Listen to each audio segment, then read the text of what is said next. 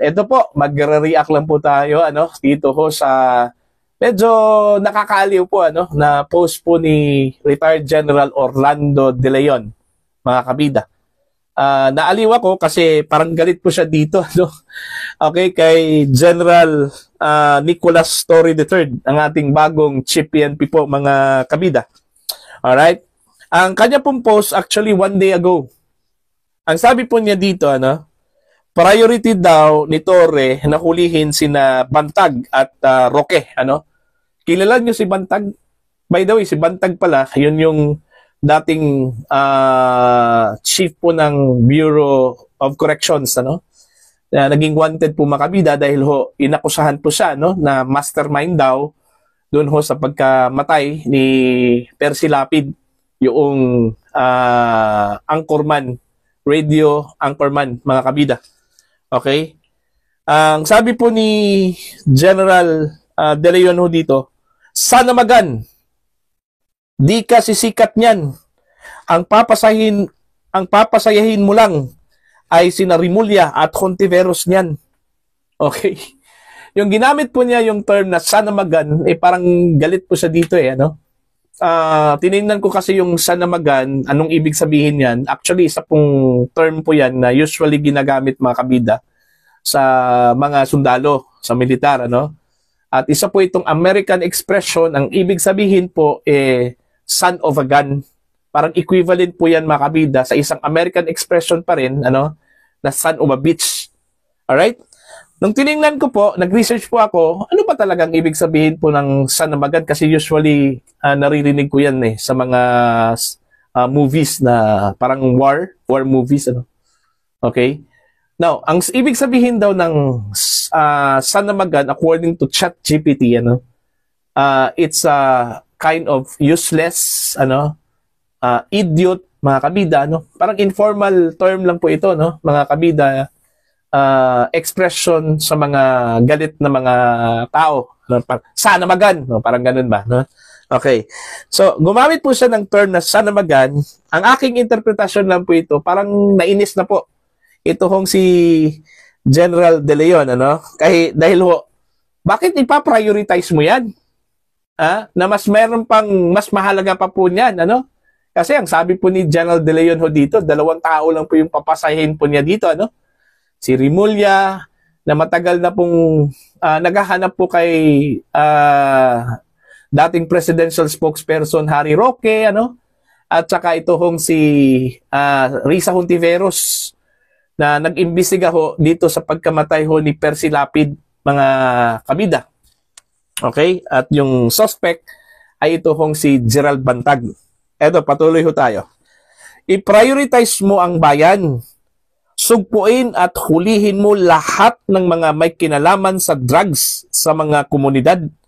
Putragis, sasaya buong bayan yan. Baka gawin ka pang santo. Parang galit na rin dito si General De Leon, ang problema sa iyo, ilang tao na mga GAGO lang ang gusto mong masaya. Ayun. Okay? We are watching you.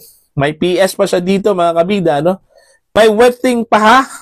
Di ko sasabihin kung saan. Pero pampabaon yan sa mga alam mo na. Di ka naman siguro bulag.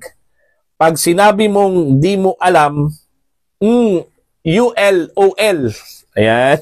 So galit na talaga dito si General De Leon po, kay General Torre po, mga kabida, So, yung punto po niya is, alam nyo, nag-gets ko yung point po niya, dami hong problema sa Pilipinas. Dami hong dapat i-priority po, mga kabida. Okay, na suliranin, kung saan po ay direktang may connection po sa taong bayan. Like yung sinabi po niya, drugs, yung wetting, okay, illegal na sugal, di ba? Mga kabida, yung mga criminality dyan, yung mga criminals dyan, Okay, yung pumapatay ng tao, yung wanted, yung, anong tawag po dito? Nangungurakot, pati yan, huhulihin yan. Dapat ni Torre yung dapat i-prioritize kasi yun yung napaka laking problema ngayon sa Pilipinas, mga kabida, no? Pero ang uunahin daw niya, ito hong si Bantag at ito hong si Roque. Sabi ho ni General De Leon, ano ba yan? Ano? Kasi ho, yun yung gusto ho ng kanyang patron. Parang ganun di ba? Kasi ho, alam naman po natin si Roque, napakalaking critic po ito ng Administrasyong Marcos, mga kabida, no? Okay? Tama yun si General De Leon. Mas sisikat pa po, ito hong si Torre. Kung ang huhulihin niya, ito hong mga naglalakihang source po ng illegal drugs po sa Pilipinas. Okay? Hindi ito hong dalawa. Kasi ang maging masaya lang po niyan, mga kabida, ito hong si Rimulya at saka si Hontiveros, ano? At maging ito hong si Pangulong Marcos. Kasi at least, mawawala na po yung kanya hong vocal critic po niya, no? Na palagi hong nagpo-post sa Facebook, nagrarant sa Facebook, ano? Ito hong si dating spokesperson, Harry Roque, mga kabida. Ayun. So, eto, magbasa ho tayo ng mga mensahe sa kanya hong post, no? Post po ni General De Leon. Actually, yung kanya hong post po, mga kabida, one day ago, meron pong 1.1 thousand reactions, okay? Tapos yung comments po niya ay 83. 62 shares naman po, ano, mga kabida. Eto, babasahin ko lang po yung mga reactions mula sa kanyang mga followers sa Facebook. Okay, mga kabida. Eto, magbasa ho tayo, mga kabida. Iilang comments lang po, ano, ang ating babasahin no, dito, ano, mga kabida. Hindi niya gagawin yan, sir, kasi boss niya yung unang mahuli. Okay? Tapos ito pa. Sa susunod, siya na ang huhulihin. Okay? Ingat, sir, baka huhulihin ka ni Torre. Pwede pa naman yun kahit walang warrant. Okay? Nabansagan kasi itong si Torre na mahilig daw manghuli po na walang warrant of arrest, ano, mga kabida. No? Okay. Sir, salamat for being vocal against the kabulastugan ng admin, lalo dito sa Chief PNP. Many of us feel the same way. Alright? Kailangan mahuli si Attorney Roque at Bantag para gaganda ang ekonomiya sa Pinas. Kaya priority, ha ha ha.